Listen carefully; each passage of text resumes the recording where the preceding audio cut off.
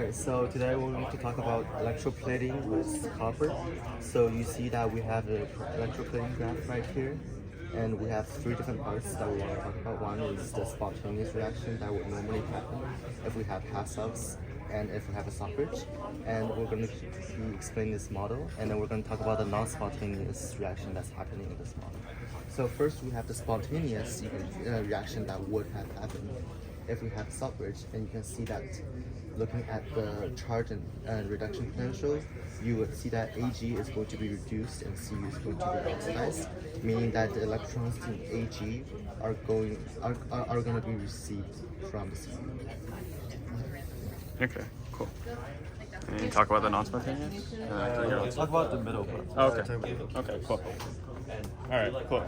I think it makes more sense to talk about this so that sure can kind of.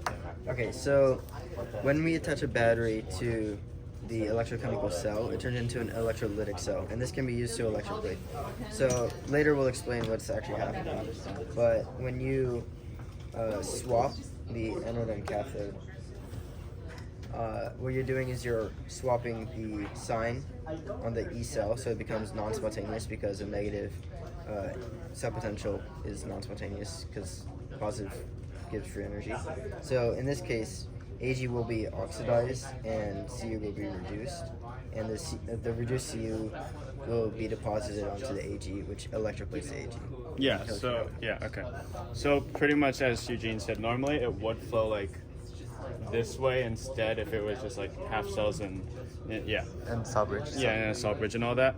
But what's actually causing it to flow this way is this battery, which it causes this it changes like the potential.